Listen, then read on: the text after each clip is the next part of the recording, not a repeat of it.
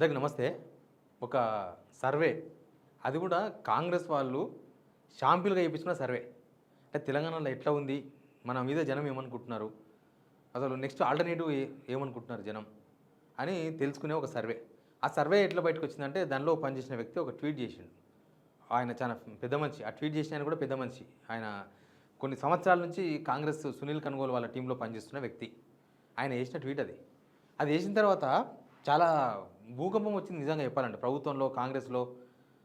దాని గురించి ఢిల్లీ లెవెల్లో చర్చ జరుగుతుంది. ముందు సబ్స్క్రైబ్ చేయండి, షేర్ కూడా చేయండి.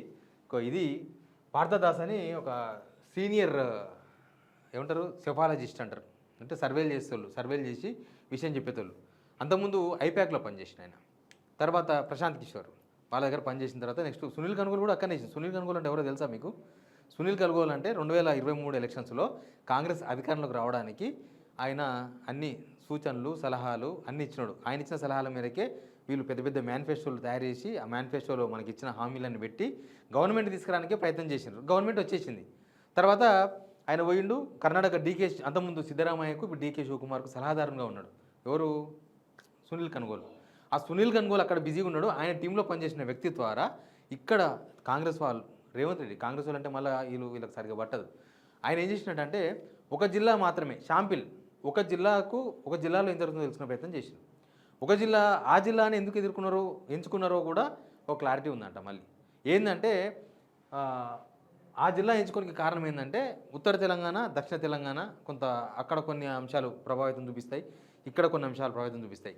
వరంగల్ ఏంటంటే కొంత న్యూట్రల్ ఏరియా, కొంత ఆ ప్రభావం తక్కువ ఉంటుంది, ఈ ప్రభావం తక్కువ ఉంటుంది. అదొక సపరేట్ ఫిలాసఫీ అనమాట. అట్లా వరంగల్ను ఎంచుకున్నారు. వరంగల్ ఎంచుకొని వరంగల్లో సర్వే చేయించినట్టు రేవంత్ రెడ్డి. వరంగల్లో సర్వే చేపిస్తే వచ్చిన రిజల్ట్ ఇది. ఈయన పేరు పార్థదాస్. ఈ పార్థదాస్ ఎవరంటే ప్రస్తుతం వీళ్ళ సర్వే సంస్థ ఇది ఐఐఎం బెంగళూరు అలుమిని, ఇదంతా కథ వేరు. ఎలక్షన్ రిజల్ట్ అనలిస్ట్ చాణక్య.com అనే వెబ్సైట్ వీళ్ళది, చాణక్య.com.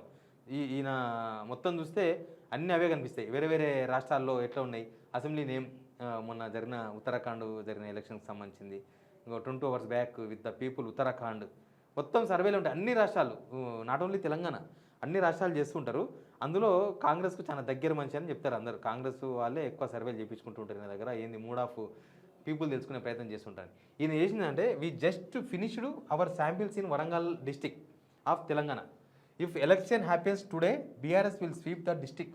ఉమ్మడి వరంగల్లో ఉన్న మొత్తం 12 నియోజకవర్గాలకు 12కు 12 బీఆర్ఎస్ గెలుస్తుందని పార్థదాస్ అనే ఒక సెఫాలజిస్టు, చాణక్య.com సంబంధించిన పర్సను, కాంగ్రెస్కు రిలేటెడ్, కాంగ్రెస్ వాళ్ళు చేయించుకున్న సర్వే, అవి ఈయన పెట్టిన అంశాలు. ఎలక్షన్ హ్యాపెన్స్ టుడే అంటే ఇప్పటికిప్పుడు ఎలక్షన్ వస్తే BRS will sweep the district. 12కు 12 ప్లేస్లు, 12 కాన్స్టిట్యున్సీలు వరంగల్ డిస్టిక్లో, ఉమ్మడి వరంగల్ జిల్లాలో బీఆర్ఎస్ గెలుస్తుంది. ఆ కాన్స్టిట్యున్సీ ఎందుకు ఎంచుకున్నది కాంగ్రెస్ వాళ్ళంటే, ఇప్పుడు వరంగల్ బాగా బలంగా ఉన్న జిల్లాలు చూస్తే నల్గొండ ఫస్ట్ ప్లేస్లో ఉంది, వరంగల్ సెకండ్ ప్లేస్లో ఉంది, ఇంకా తర్వాత మిగతా థర్డ్, ఫోర్త్ ఇవన్నీ ఉన్నాయి. అంటే మామూలుగా ఇప్పుడు కాంగ్రెస్ బలంగా ఉన్న జిల్లాలకు కొద్దిగా చూస్తే, అంటే కాంగ్రెస్ బలంగా ఉన్న వరంగల్ జిల్లాలనే ఇట్లాంటి సిచ్యువేషన్ వస్తాయి, ఇట్లాంటి పరిస్థితి ఉంటే మరి మిగతా జిల్లాల పరిస్థితి ఏంది? ఇక్కడ ఇప్పుడు మిగతా జిల్లాలు చాలా చాలా సమస్యలతో సతమతం అవుతున్నాయి. మనం ఇప్పుడు దక్షిణ తెలంగాణ పోయినాం అనుకో, ఇటు వచ్చేసినాం అనుకో, మామనారు, రంగారెడ్డి, ఇటు హైదరాబాద్ అంటే ఇంకా పెద్ద కేసులు ఉన్నాయి. ఇక్కడ మొత్తం హైడ్రా, మూసి అని చెప్పేసి జనాలంతా వేరే మూల్లో ఉన్నారు. ఇప్పుడు మామనార్ జిల్లాకు పోతే మా మామనార్ జిల్లా ముఖ్యమంత్రి మాకేం చేయలేదు, మస్తు కోపం మీద ఉన్నారు జనం. కాబట్టి అది వదిలేసింది, అది చేయించుకోలేకపోయినారు వాళ్ళు. నల్గొండకు వస్తే నల్గొండలో బాగుంటుంది, బట్ నల్గొండలో ఏంటంటే టాంపర్డ్ ఎలక్షన్ ఉంటుంది. అంటే అక్కడ రిజల్ట్ చేంజ్ కానీ పెద్ద డిఫరెన్స్ జరగదు, విత్ ఇన్ ఏ వీక్లో జరిగిపోతుంది. 1 వీక్లో నల్గొండ డిస్టిక్ మొత్తం ఉల్టా పల్టా అయిపోతుంది. ఇప్పుడు కాంగ్రెస్కి అన్ని సీట్లు వచ్చినాయి కదా, ఒకటే సీట్ బీఆర్ఎస్ గెలిచింది కదా, రేపు ఇట్లా ఉల్టా తిరిగితే బీఆర్ఎస్కి అన్ని సీట్లు వచ్చి కాంగ్రెస్కి ఒక సీట్ రావచ్చు. అట్లాంటి రాజకీయాలు నల్గొండలో ఉంటాయి. కొద్దిగా చైతన్యం ఎక్కువ, వాళ్ళు ఎవరు అంత ఈజీగా బయటపడరు. ఎలక్షన్ వారం ఉన్నాగానో, 2 రోజులు ఉన్నాగానో, 3 రోజులు ఉన్నాగానో చెబుతారు. అందుకే వాళ్ళు నల్గొండ వదిలేసిండ్రు. నల్గొండ కాంగ్రెస్ బలంగా ఉన్న నెంబర్ 1 జిల్లా అయినా కూడా దాన్ని కొంత సైడ్ చేసి వరంగల్ చాలా సైలెంట్గా ఉంటుంది. వరంగల్ ఎట్లుంటుంది అంటే, వరంగల్లో కొంత అన్ని కాంగ్రెస్ బలంగా ఉందని నమ్ముతుండ్రు వాళ్ళు. మొన్న కూడా బాగానే వచ్చిన వాళ్ళకి సీట్లు, అక్కడ మినిస్టరు కొండా సురేఖ వాళ్ళందరూ ఉన్నారు కదా, అవన్నీ ఉన్నాయి. కాబట్టి వాళ్ళు వరంగల్ జిల్లాను ఎంచుకున్నారు. తీరా చూస్తే వరంగల్ జిల్లాలో అది పరిస్థితి. మరి వరంగల్ జిల్లాలోనే 12 సీట్లు బీఆర్ఎస్ వస్తే మిగతా జిల్లాలో పరిస్థితి ఏంటి? ఇప్పుడు వాళ్ళు కాంగ్రెస్కు చాలా డౌట్ వచ్చింది. కాంగ్రెస్ వాళ్ళకు చాలా చాలా డౌట్ వచ్చింది ఈ సర్వే తర్వాత. అంతకుముందు వేరేనంట. అంతకుముందు ఏమిచ్చిన సర్వేలు లేకపోతే ఇంటెలిజెన్సు ఆ సర్వేలు వేరు. ఆ సర్వేలు రకరకాల అంశాల వారీగా చేపించిన సర్వేలు. రైతు భరోసా ఇచ్చినాం కాబట్టి రైతులు ఏమైనా పాజిటివ్‌గా మారిండ్రా అట్లాంటి సర్వేలు. లేకపోతే ఇంకేదో నీళ్ళు ఇచ్చినాం కదా రైతులు ఏమైనా పాజిటివ్‌గా మారిండ్రా అట్లాంటి సర్వేలు. లేకపోతే ఇందిరమ్మ చీరలు వంచినాం కదా మహిళల్లో ఏమైనా అభిప్రాయం మారిందా ఇట్లాంటి సర్వేలు చేయించుకున్న సర్వేలు అవి. కానీ ఈ సర్వే పర్టిక్యులర్‌గా Telangana mood of the Telangana people ఏమనుకుంటున్నారో షాంపిల్‌కి ఒక జిల్లా చూద్దామని వాళ్ళు టెస్ట్ చేసుకున్న జిల్లా ఇది. నాకు ఇది చూసిన తర్వాత ఒకటి గుర్తుకొచ్చింది. 2024, 25 అనుకుంటా. మీకు ఫామ్ హౌస్ పాలన కావాలన్నా ప్రజాపాలన కావాలన్నా అంటే 71% మాకు ఫామ్ హౌస్ పాలన కావాలని కేసీఆర్ పాలనను వీళ్ళు ఫామ్ హౌస్ పాలన అని పెట్టిండ్రు. వీళ్ళు అంత సెటరిక్గా పెడితే కూడా జనం మాకు ఫామ్ హౌస్ పాలన వాళ్ళు కూడా చాలా సెటరిక్గా ఆన్సర్ ఇచ్చి మాకు ప్రజాపాలన వద్దు మాకు సెటరిక్ ఆపాలనే మాకు ఫామ్ హౌస్ పాలనే కావాలని చెప్పేసి ఎంచుకున్నారు వాళ్ళు 71%. అది సంవత్సరాల క్రితం. కానీ ఇప్పుడు 2.5 years తర్వాత గవర్నమెంట్ మిడిల్లోకి వచ్చేసినాం మనం. ఈ గవర్నమెంట్ మిడిల్లోకి వచ్చిన తర్వాత ఇట్లాంటి పరిస్థితి ఉంటే మరి ఏంది ఉలికిపడ నిజంగా ఒక విధంగా చెప్పాలంటే ఈ మధ్యకాలంలో ఢిల్లీ పర్యటనలు ఢిల్లీ ముందు ఢిల్లీ తర్వాత ఈ సర్వే బాగా వాళ్ళను రేవంత్ రెడ్డి ఇమేజ్ను బాగా డ్యామేజ్ చేసింది. ఇది రేవంత్ రెడ్డి చేయించుకున్న సర్వేనే కానీ వాళ్ళంతా ఆ టీం అంతా కూడా సునీల్ కనుగోలు టీం అంతా కూడా హైకమాండ్ టచ్లో ఉంటారు. ఎప్పుడు ఏం జరుగుతుంది ఎట్లా అవుతుంది ఏం కదా మొత్తం లెక్కల పత్రాలు ఉంటాయి వాళ్ళ దగ్గర. కానీ ఇది సిచ్యువేషన్. దీనికి వరంగల్ జిల్లా రాజకీయాలు మాత్రమే ప్రభావితం చూపినాయని మనం అనుకునే ఛాన్స్ లేదు. వరంగల్ జిల్లా రాజకీయాలంటే మీకు తెలుసు కదా ఎమ్మెల్యేలు అందరూ కొండ సురేఖతో పడదు, కొండ సురేఖకు ఇంకోటితో పడదు. ఎమ్మెల్యేలు ఒక 2-3 గ్రూపులు ఉన్నాయి. ఇంకా రకరకాల విషయాలు ఉన్నాయి అక్కడ వరంగల్లో చాలా ప్రాబ్లమ్స్ ఉన్నాయి కాంగ్రెస్లో. కానీ ఓన్లీ ఆ ఇష్యూస్ మాత్రమే ఇక్కడ ప్రభావం చూపలేదు.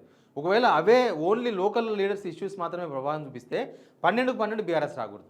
కనీసం 12లో కనీసం ఒక 4 సీట్లు 5 సీట్లు కాంగ్రెస్కు ఎడ్జ్ రావాలి. అట్లయితే ఆ లోకల్ సమస్యలు మాత్రమే మనకు ప్రభావం చూపించినాయని చెప్పుకోవచ్చు. ఎందుకంటే ఇప్పుడు కొండా సురేఖతో మిగతా ఎమ్మెల్యేలు పడతలేదు. ఆ ఎమ్మెల్యేలో ఒకరో ఇద్దరు యాక్టివ్గా ఉంటారు.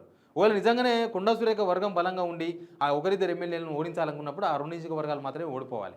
కొండా సురేఖనే తప్పు చేస్తుందని ప్రజలు భావించినప్పుడు కొండా సురేఖ దగ్గర మాత్రం ఓడిపోవాలి. కానీ అటు జరుగుతలేదు కదా, మొత్తం ఓడిపోతున్నారు. ఎమ్మెల్యేలు మంత్రి అందరూ ఓడిపోతున్నారు ఇప్పుడు ఎలక్షన్ వస్తే.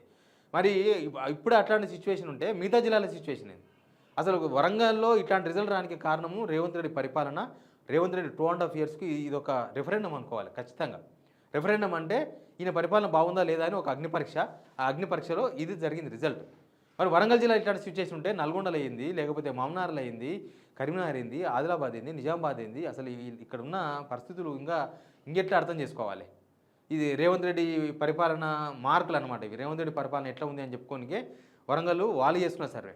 వాళ్ళు వీళ్ళు చెప్పించిన బయట వాళ్ళు చెప్పించిన సర్వేలు అనుకో, నువ్వు బీఆర్ఎస్ వాళ్ళు చెప్పించిన సర్వేనో లేకపోతే బయట ఇండివిజువల్గా చెప్పించే సంస్థలు చేసే సర్వేలు అయితే కొంతవరకు డౌట్ వస్తుంది ఎవరికైనా కూడా. ఎందుకంటే వీళ్ళు చెప్పించుకున్న సర్వే వీళ్ళకి అనుకూలంగా లేకపోతే ఎవరికి అనుకూలంగా ఉంటుంది ఉండొచ్చులే అనుకోవచ్చు మనం కూడా.